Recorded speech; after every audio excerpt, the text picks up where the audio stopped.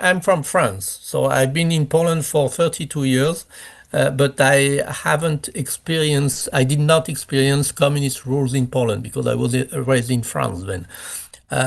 But people will often tell you that some aspects of hate speech laws and of social pressure on what you should think and what you're not allowed to think is even worse than in communist times. Well, Olivier Bault, real joy to talk to you again from the Ordo Iuris Institute in Poland, Institute of Law and Culture.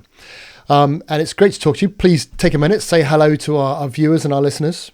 Hello, thank you for having me. I will just add it's Ordo Iuris, from Iuris. the Latin order of the law. Brilliant to have you. Either way, however I mashed up the name of it, it's still wonderful to have you. And your organisation is quite significant in Poland because we're talking today about divorce law and or not in Poland.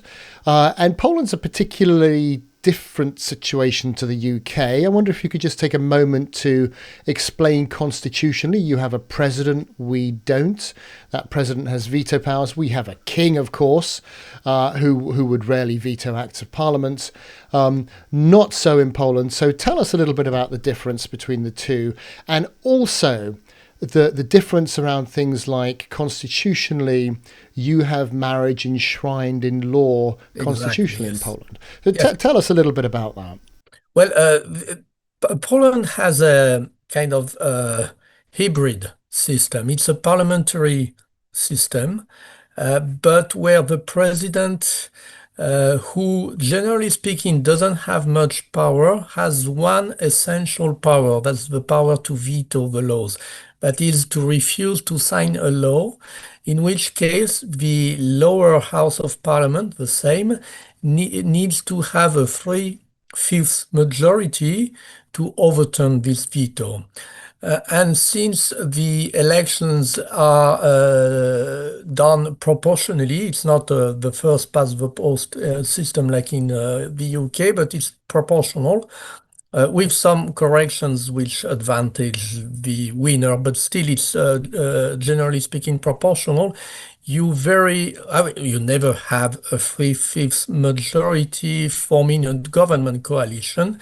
So if the government coalition wants to overturn the presidential veto, it needs to find allies in the opposition, which was not possible on this law on divorce, which President Nawrocki vetoed on April the 30th, which would have allowed for fast-track divorces in cases where the couple does not have children yet. Right, so that's very interesting. So constitutionally in Poland, marriage is enshrined as being between a man and a woman. Yes, so it's Article 18 of the Polish Constitution, which I can read it to you in English because this is interesting. It's just one sentence. It says that marriage, being a union of a man and a woman, as well as the family, motherhood, and parenthood, shall be placed under the protection and care of the Republic of Poland. So now you have some lawyers and constitutionalists who will tell you that this does not exclude other forms of unions. But most would say that it does, and it was explicitly said when this constitution was drafted. It was in 1996, and it was adopted in 1997. And it was said by the Speaker of the Senate of the time when they were working on this constitution that there was this necessity of, now I'm quoting, explicitly stipulating that marriage is a union between a woman and a man, and only as such does it become a constitutional value. This would prevent the introduction into law, either through a backdoor or directly, of the possibility of entering into unions between persons who present natural obstacles to marriage, that is, two women or two men. Now that's very important now because you have this decision this ruling by the Court of Justice of the European Union from December of last year, which says that member states of the European Union should transcribe marriages contracted in other member states into their civil registry, even if those marriages do not exist in such form within a given country. This was on a case with two Polish men who had married in Berlin when marriage between men was made possible in Germany, and who were refused this transcription in the Polish civil registry.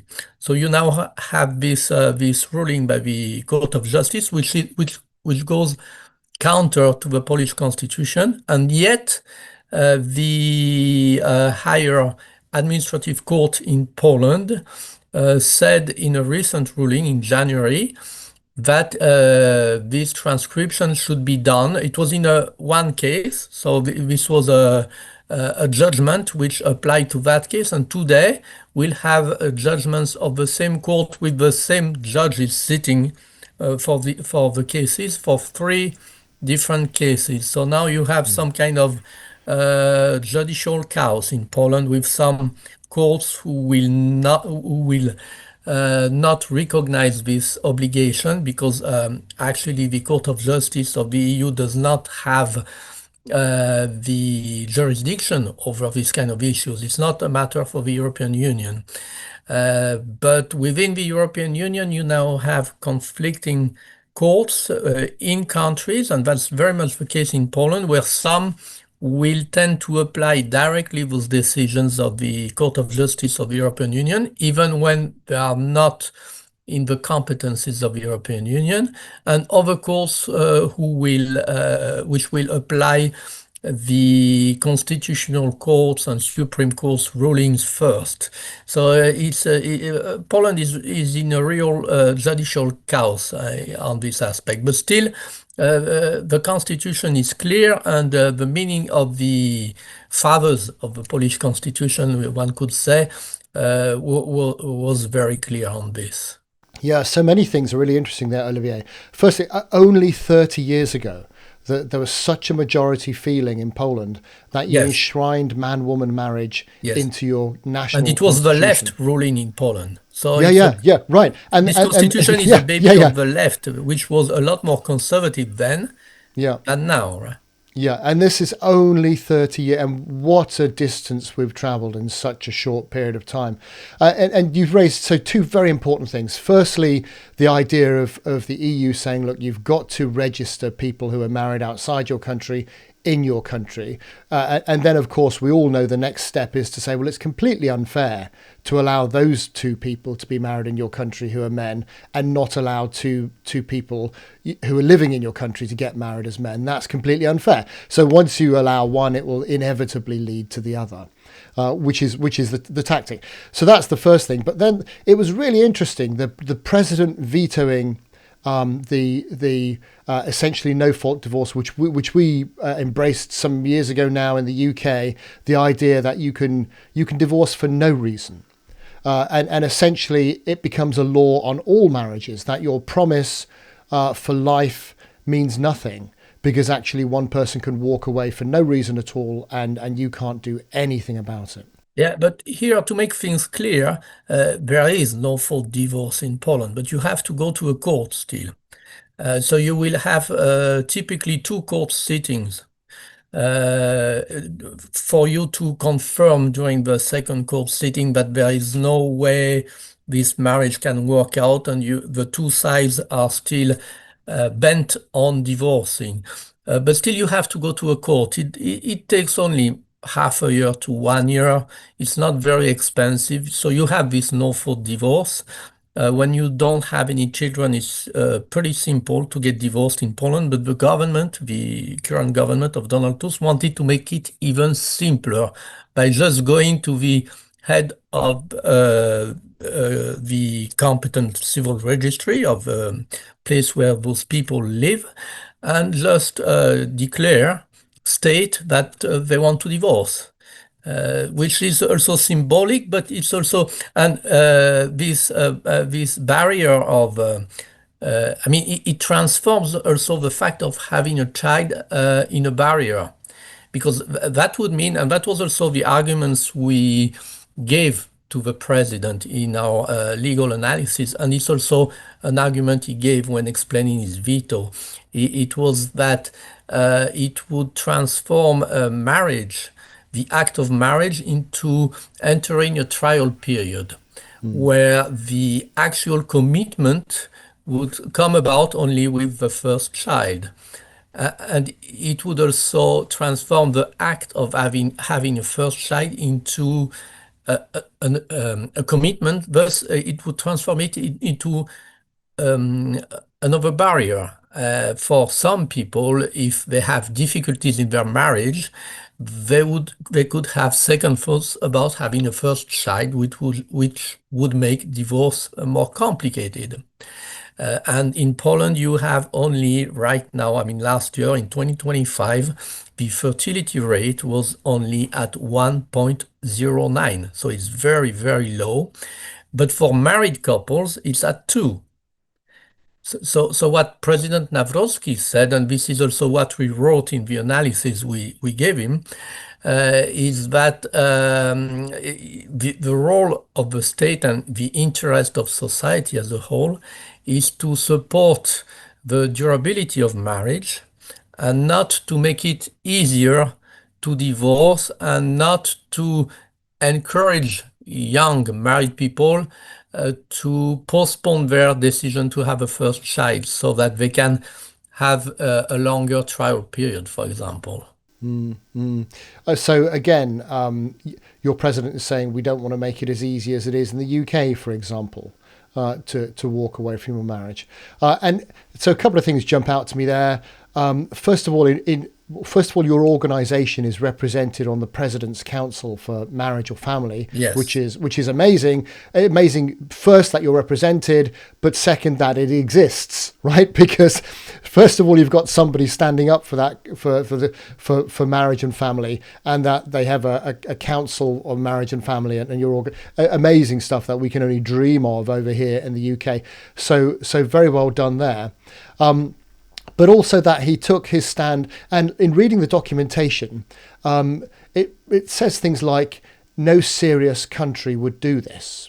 No serious country Yes. who's interested in its self-preservation would do this. And it makes me ask the question, and I don't know if you can answer it, but it's not just for Poland, but for the European Union more widely, and for the UK and countries like us. Why is there this determination to undermine this thing called marriage, which clearly, statistically, all the social science says is really good for the adults involved? The happiest people alive statistically are married with children. It's clearly better for the children. They grow up better educated, better well off, less mental health conditions, less physical health conditions, do better in education. Statistically, it's very clear. And therefore, it's much, much better for society. Married men work harder, etc., etc. Why doesn't a government... I don't understand, Olivier. Why wouldn't a government want to promote those things instead of redefine it out of all existence? What's going on? Well, I think it's the whole debate about the ongoing deconstruction of society by the neo-Marxist left. So I mean, we could talk hours about this. I just add to this, to what the president said, that he called that Las Vegas style marriage. So he said there is no place for Las Vegas style marriages in a serious country. And he called marriage the foundation of families, and families the foundations of society. So why you are asking, why is there this attack on marriage, which is not only from this side, because you have the same coalition government trying to introduce civil partnerships in Poland here. There's a government bill which is in the lower house of parliament at the committee stage right now, which would introduce same-sex partnerships, generally speaking, civil partnerships, which do not exist in Poland, including for couples of the same sex. And we know President Nawrocki is going to veto that if it goes through Parliament. So Well, there is an attempt at, in the West, in the Latin civilization, of which we are all part, to deconstruct society, to create a new man. Like could call it a new totalitarian attempt at creating a new man. Uh, Families are the stronghold of our liberties. I mean, it's a lot harder for state authorities to have control over citizens when you have strong families. And there you have it. There you have it. It's the smallest form of government, It's Olivier, the isn't it? smallest form of government, and Yeah, it's harder to transform yeah, society yeah, and to control our minds when you have strong families with yeah, yeah, yeah. children Yeah. educated in those families. So that's also this whole attempt at transferring the role of educating children to the schools. You also have in Poland this new sex ed program, which of the kind you call in English-speaking countries comprehensive sexuality education, with this gender ideology. So in Poland, it was introduced last September under the name of well, within the curriculum of health education.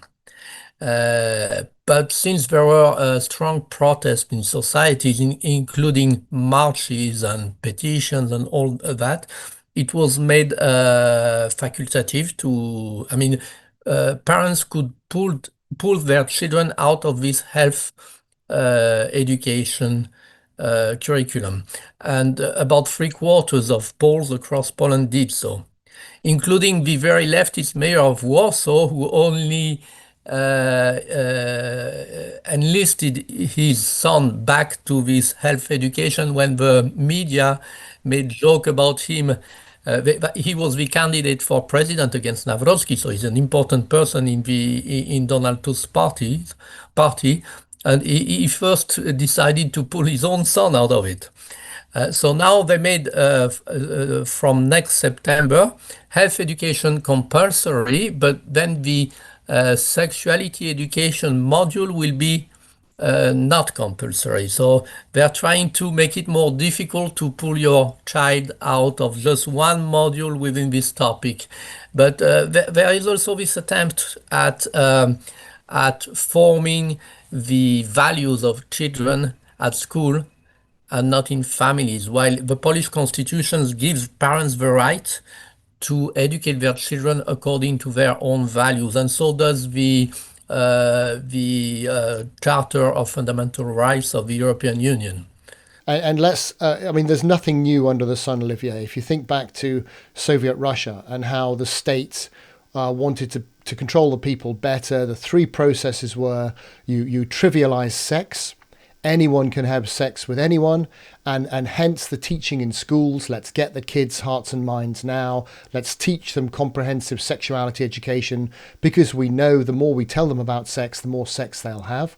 So you trivialize sex, you confuse gender. There's no difference between a man and a woman. Everyone's the same. It's all equal. It's all exactly the same, and you get rid of long-term relationships. So and that's exactly what they did in Soviet Russia. And it's like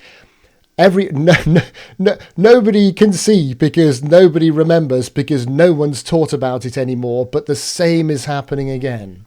Yes, yes, and here in Central Europe, this is very much recognized as being neo-Marxist. I mean, the link with Marxism is probably clearer for people here in this part of Europe, because they still remember the old-fashioned Marxist rule, and they really see the similarities between them. And sometimes, I mean, it's really difficult to realize that, but they would people here. I mean, I'm from France, so I've been in Poland for 32 years. But I did not experience communist rules in Poland because I was raised in France then. But people will often tell you that some aspects of hate speech laws and of social pressure on what you should think and what you're not allowed to think is even worse than in communist times. And let's just remember the consequences of all that. In Soviet Russia, Maoist China, more people were killed by the state, their own people, than have been killed in all the wars put together.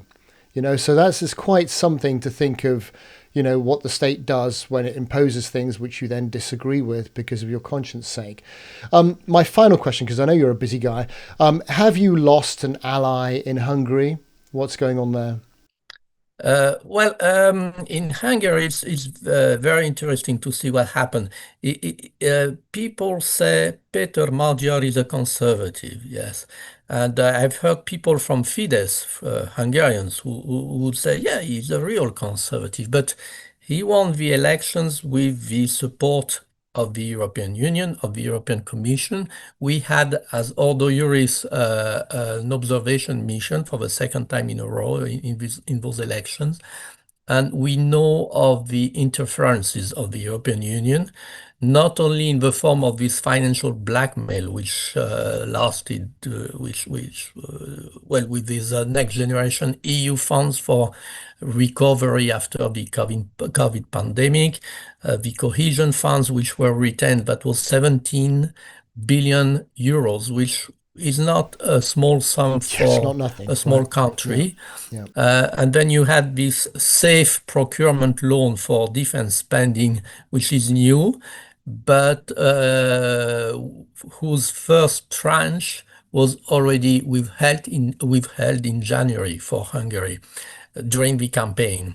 But you also had the Digital Services Act, which was activated. It has a fast response mechanism. So Meta, Facebook, which is very much present in Hungary, most Hungarians are on social media, and most of them use Facebook. And they used their algorithms to scale down the visibility of pro-government accounts, or including government accounts, and to multiply the visibility of TISA accounts. So this was also another interference by the European Commission. So why did they do that? For some reason. And also Peter Magyar promised his voters that he would unlock the European funds. And we know what it means from the Polish experience. Donald Tusk had promised exactly just that. And the next generation EU funds for Poland were unblocked only a few days after he was sworn into office in December 2023. And then the other funds and this Article 7 sanction procedure against Poland was dropped a few months later without any law having changed in Poland, actually. So it was just based on promises by Donald Tusk that he would do several different things, which he didn't do. So this comes at a price, and I think we should expect the new government of Hungary to bow to the demands of Brussels, for example, with this child protection law, which bans the all form of LGBT gender ideology propaganda addressed to children, whether at schools or whether in schools or on the media within programs which are meant for children. So this will probably be dropped very soon. Yes, I think we've lost an ally for the time being. But we will certainly want, as a legal think tank, a Polish legal think tank, to support similar think tanks and organizations in Hungary, even if it's true to say that in Hungary, these kind of think tanks were financed by the Orban government. So they are in a very difficult situation. And it's the same situation that happened for most conservative organizations in Poland after the 2023 elections, which is not our case because we're only funded with private donors. So Yeah. we didn't Yeah. have any Makes a big problem with difference. that. But I don't know, we don't know of any such organization in Hungary. So I think it is a chance for the Hungarian conservatives to start trying this model and to have a new network of organizations which will be independent from any government. Because it's not good for conservatives either when they're only dependent on political parties and governments. The Hungarian government was not that much conservative from our point of view. I mean, abortion has always been legal in Hungary, abortion on demand, for example. We could see at the EU level and at the UN that Hungary often voted together with other countries on social issues, on gender ideology issues. So it was not always in line with what they would say, with their narrative. Yeah, very complex. Well, listen, we'll keep a watch on it, and keep up the great work from your end too. You're one of the few remaining bastions standing up for what's right around marriage and family. So thank you. Keep up the brilliant work. Your organisation is doing great. And Olivier Bault, lovely to talk to you again. Thank you. And I think you are also a bastion in the UK and in a much harder, much more complicated environment, You're absolutely right. But much more oppressive, on I we would go say, with probably. vigour and passion. So that's brilliant. Thank you so much for your time. Thank you.